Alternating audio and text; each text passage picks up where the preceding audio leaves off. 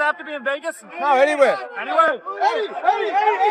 And like, it's not for us. Once you start hearing things like, you know, we're the A side and we want 10 million and we want, what does Boots? It's like, what, guys? You know, Ortiz has never been a world champion. How do you handle a boxing match where the most interesting fight is between the promoters instead of the fighters? Boots, come over here.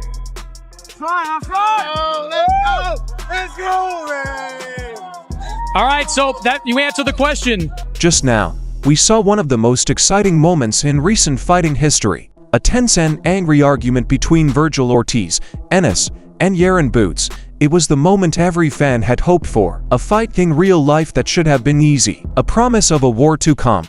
But that intense stare-down didn't help figure out what would happen. It only revealed a million-dollar puzzle. Everyone says they want to fight. Someone on the other side is blamed for everything. Everything started right after Virgil Ortiz's amazing knockout win over Erickson Lubin.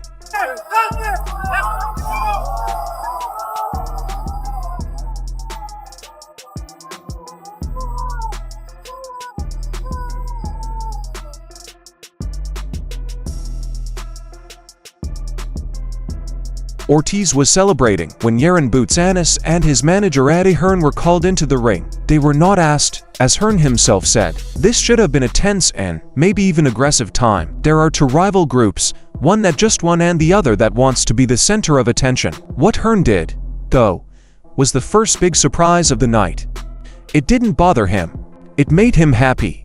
They're making all the right noises now, he told reporters. I'm just glad those noises are being made about the fight.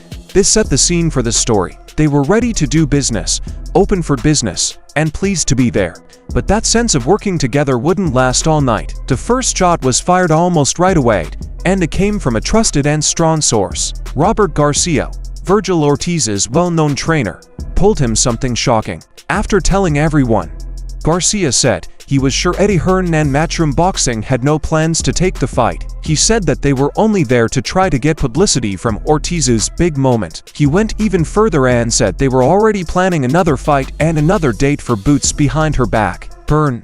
Boots doesn't want to fight Virgil. Boots is not going to fight Virgil next. You know, whatever they say, oh, there's a signed contract already. That's all. You know, there's Boots is not going to fight. You know, Boots is not going to fight Virgil next. You know, he's going to show up. You know, why didn't they call us up and invite us to his fight 2 weeks ago or 3 weeks ago, whenever he just fought recently? Then, you know, you come to ours, we go to yours, we promote the fight. That would have been the perfect idea to do. But you know, they want to show up, you know, and they are going to show up. That doesn't make a difference. You know, Virgil's going to do his job. But, you know, that's just kind of like trying to get the media, the press to believe that they're ready for the fight. I know they're not. I know they already have a date where they already have, you know, a possible opponent already. So it's all part of the show, part of promoting the event, part of promoting his fighter, and Eddie's doing a great job doing it. This claim made Hearn look like a total liar right away. It made him and his fighter the bad guys in the story, the ones who were scared of the fight and were trying to avoid it by lying. Sorry to break it to you, but if Virgil Ortiz does not fight Jerome Boots Ennis next, and he fights Errol Spence, well, it's not a duck. No, let's not forget that Jerome Boots Ennis had a contract on the table to fight Virgil Ortiz, and Boots dug Virgil. Should have never been no Virgil versus Boachuk or Majamov. It could have been Boots and Virgil. So I'm not going to hold Virgil Ortiz to the fire if he doesn't fight Boots, because let's be real, let's be honest, Virgil Ortiz got a lot of options in the 154-pound division, right? And Errol Spence, he's a bigger name, more accomplishment, bigger superstar. And if Errol Spence and the Ugas could do almost 40,000 people in attendance in Dallas Stadium, imagine two Dallas fighters and Virgil Ortiz and Errol Spence in Dallas Stadium. And to be honest, the only blemish in Errol Spence's record is losing to Bud Crawford. And Bud Crawford went to 168 and beat Canelo Alvarez. It's not as bad as it used to look like, because now Terrence Bud Crawford is in GOAT conversation. The freakout was caused by this claim. When Eddie Hearn heard these claims, he went on a full-on public rage. During an interview, he was clearly very angry and strongly denied all of Garcia's claims. He spoke to the camera. "We don't have an enemy. We don't know the date. We don't have any plans for Boots Ennis." He wasn't just saying it wasn't true. He was hurt by it. Robert said that he knows beyond a shadow of a doubt you guys aren't going to take the fight, that you guys already have an opponent for Boots, already have a date for him, and it's not Virgil. We have no opponent. We have no date. We have nothing planned for Boots Ennis. We just want Virgil Ortiz. He's the number one choice. He's our sole focus, but... He told the interviewer to send a specific message to Robert Garcia, whom he likes, and he made a bold promise. They really want this fight, Hearn told Garcia, and he added, I'm so sure Boots beats Virgil Ortiz. Do you know what I mean? But I don't think he will. I think he's a very good fighter. Robert is one of the best trainers in the world. But I probably like Robert, you know, I class him as a friend. Like, I'll tell him, from me, I promise we want this fight. Because I'm so sure Boots beats Virgil Ortiz. Virgil wants the fight. I have no doubt. Does the father? Does Robert Garcia? Does Rick Meridian? Probably not. Does Oscar De La Hoya? Probably not. He mentioned the terms have to be right. There was a little bit of but all that there. kind of stuff, that's like, the terms always have to be right. Guess what? We sat in an office with Oscar De La Hoya and agreed the terms. So how are they all of a sudden not right? But listen, if there's a negotiation, there's a negotiation. But don't start with we're the bigger name, we're this. We were there on Saturday, the crowd was okay. This was Hearn going for it. It was an emotional, honest performance meant to change the story and make him look like the sure-of himself promoter who was being slandered by the other side. This story isn't just about two men, though. After Hearn's strong denial, the attention turned to the other side of the table. Oscar De La Hoya is the other famous manager who is involved in this mess. It's that time. Let's get this money and let's make this fight happen. It does matter because you said that we're the ones talking. We're not the ones talking. Oh, we started talking after you guys started talking. It's retaliation. It's retaliation. Your manager's talking all crazy. Oscar's talking crazy. It's the time, and I'm gonna make you pay for everything they saying. All of a sudden, stories started coming out that showed what the real problem was. It was said that De La Hoya Ortiz's manager insisted that his fighter be put on the back burner in all talks. Yeah. Is that gonna be a heated debate by Eddie Hearn? Do you think he's gonna say my guy's the guy? I mean, how can he say that? He better not. I mean, there's no question that I have the man. There's no question that Virgil Ortiz is the man. So I feel that these negotiations will be negotiations, just like any other fight, and it'll go back and forth. But at the end of the day, Virgil Ortiz is the man. Oscar Spence was in the arena, in the building. I don't know if you saw him. Errol Spence. Oh, I did see him. You did see him. We've talked about this for 5 years. We talked about it at the Arlington press conference, filling up Jerry World with him and a Virgil. Imagine that.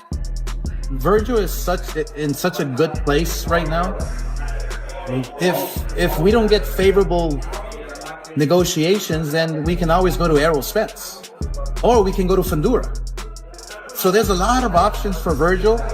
I know the world wants to watch Boots Ennis versus Virgil, but let's get one thing straight here. Virgil is This side or B-side talk is what has stopped or ended a huge number of super fights in the history of boxing. It's a fight of egos and spreadsheets to see who gets the bigger prize, walks away second, and has their name on the poster first. Because De La Hoya was not giving up on this, it became clear that Hearn might not be the only or even the main organizer who was against making the fight happen.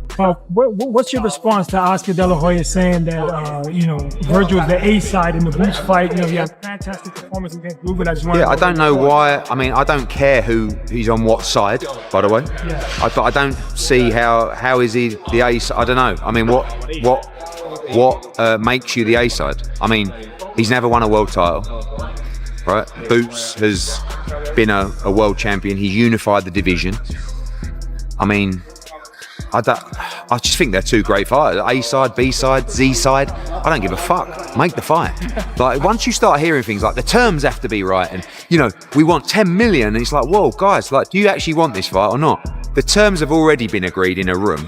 Now, if we have to negotiate, we negotiate. But let's not mess the fight up because we're pretending one guy has more than the other guy. Neither of them have a belt, right?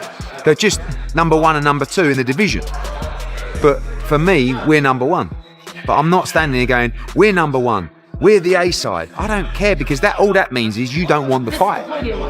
So if you truly want the fight, let's get back to the table, let's continue those conversations, and let's give fight fans and the zone. The whole thing turned into a social media war, and even the people who were fighting got involved. In a now famous tweet, Virgil Ortiz Jr. criticized Yaron Ennis for failing to negotiate a fight. Ortiz said that he agreed to the fight when it was offered, which made it sound like Boots had turned it down. So if you truly believe that you're the best, make the fight. And it'll be really interesting to now see if they truly believe.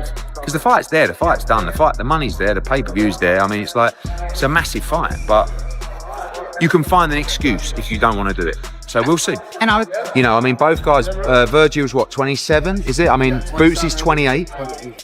God, I mean, what a fight. How often do we see these fights when our guys are past their best? We don't need, and there's no one else to fight at the moment. So Xander Zayas is fighting Baru, or whatever his name is. Fundora is fighting Thurman. Mursalayev's fighting Kelly.